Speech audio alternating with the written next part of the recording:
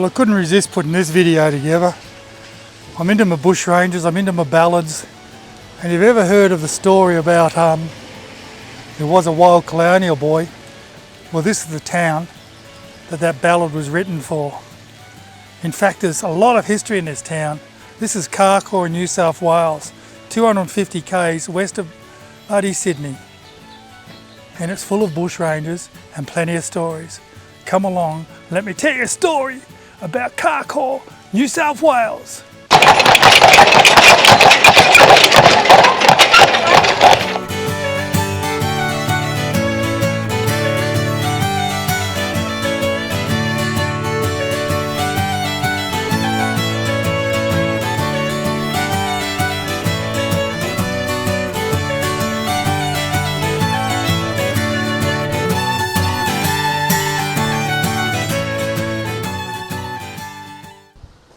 Well, here we are in Carcoar, and that's what this video is all about.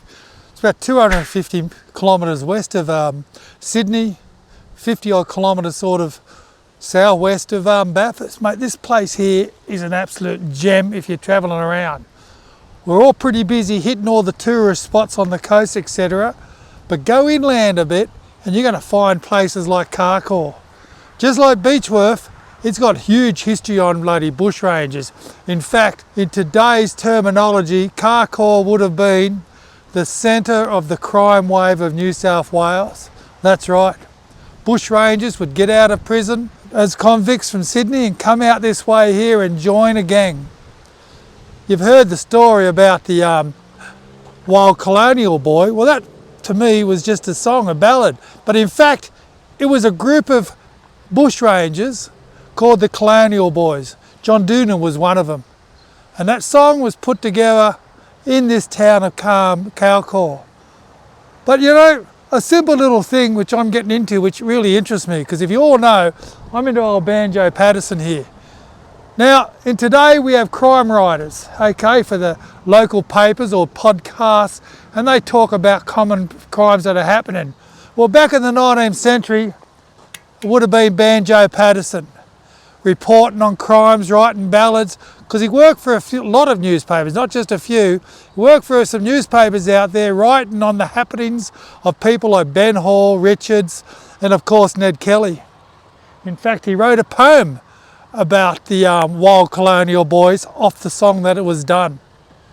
So old mate here, Banjo, who I look dearly into, had a lot to do in the 19th century to bring to us about the bushrangers. And they reckon the bushranger was a harder bloke than any bloody outlaw cowboy out there or any buccaneer on the sea. That's right. The bushrangers were normally Irish, Australian in descent, and they had enough of the laws and they had enough of being broke, so that's why they come here. Mate, convicts were crazy, crazy mothers, and by geez, they did good here in Carcoar. What a beautiful town it is. You know, you can free camp out at the dam, which is only 5 or 10 minutes out here. There's toilets out there. It's a beaut place if you're into boating, fishing, swimming. It's all out here. It's absolutely fantastic. But anyway, I'm going to get into telling you a little bit about what happened in Carcoar when the convicts, or not the convicts, but when the bushrangers started to really influx the town in the mid to late 1900s, that's right. There's some strong convict and bushranger history out here, and we'll kick off about Carcoar's population growth in the mid-19th century that also brought crime problems with increased activity by the local renegade convicts and bushrangers by the late 1830s. In response, the local authorities threatened to impose martial law and withdraw all convict privileges. However, Carcoar's crime problems largely subsided following the capture of the bushranger Paddy Curran and the arrival of the magistrate and the addition of more police. The activity of Irish convicts turned bushrangers operating in Australia was the subject of ballads, including the well-known The Wild Colonial Boy. We'll play that at the end of this little segment.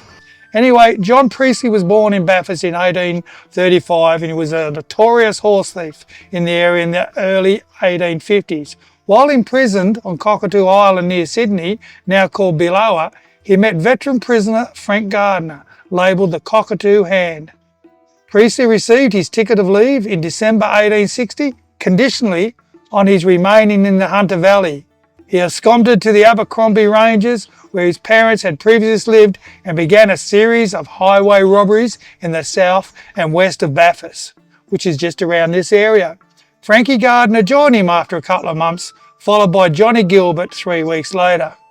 Priestley was captured in the late January of 1862, charged with murdering the bigger innkeeper and hanged at Bathurst. Frankie Gardner served in prison for 6 years for horse thief, and upon his relief, he broke his parole and took up cattle thieving. The two local men from the Mount Macquarie area, now Melville, long-term friends Mickey Burke and Johnny Vane, attempted to steal race horses from Cooman. In the process, Burke non-fatally shot stable-hand chairman Charlie, who was trying to stop them. Anyway, Burkey was shot in the mouth, and Burke went on to join the Ben Hall Bushranger gang. Anyway, then we moved into 1863, where Ben Hall, with Johnny Gilbert and John O'Meara, held up the Carcoar Commercial Bank in broad daylight. This marked the first Australian bank robbery. Even though I've heard there was a bank robbery in Sydney where £14,000, equivalent to $20 million today, was supposed to be the first robbery, they do class this one at Carcoar the first. It was thwarted when a bank teller fired a shot into the ceiling, and the gang fled without seizing anything but shooting the manager as he was returning to the bank. The three, this time joined by Johnny Vane and Mickey Burke, then held up the jewellery shop and the Sportsman Arms Hotel just up the road in Bathurst. Wow, those guys were just after money. They returned 3 days later and robbed more stores and homes and businesses on the outskirts of Bathurst, and weeks later, 20-year-old Mickey Burke was shot in the stomach during a hold-up of the Gold Commissioner's place. Believing he was about to die, he shot himself in the head, still alive and in pain. Hall killed him. Sometime later, Ben Hall held up the Presbyterian Reverend James Adam, and he made such an impression on the bushrangers that Hall let him go without robbery. Did you know that Ben Hall died in a gunfight near Forbes, which is only a couple of hours from here, in May of 1865, and was buried in the Forbes Cemetery? In Ben Hall's 3 years as their leader, the gang robbed 2 mail coaches and committed 21 hold-ups and stole 23 racehorses. Not much different to what's going on in life today. So before we finish up, I want you to just sit back and relax and listen to The Wild Colonial Boy.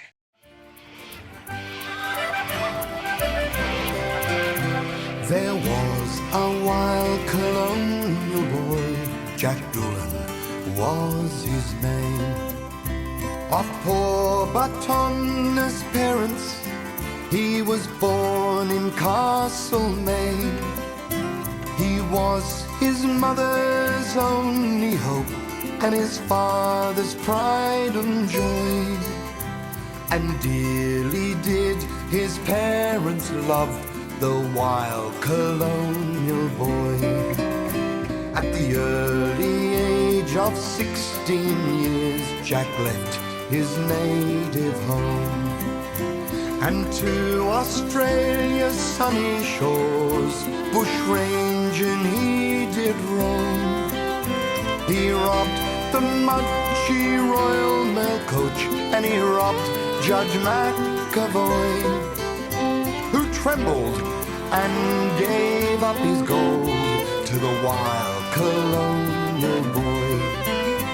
He bade the judge good morning, and he told him to beware, that he'd never rob a needy man who acted on the square, but a judge who'd rob a mother of her only pride and joy.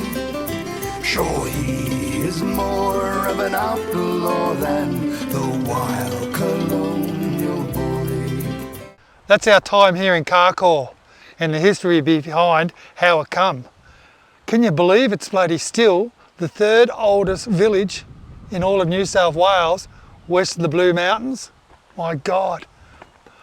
This is not the only town with history. There's plenty of villages out there. So make a point, do a bit more investigating when you're caravanning. Get out there and check some of these places out. Like I say, majority of them have free camping, and the townships are absolutely fantastic, and after about half a day you're going to feel like a local. Thanks for following Chappie's Travels. Look after yourself, don't be a bushranger, and remember, if you're not travelling, why not? See you later, travellers.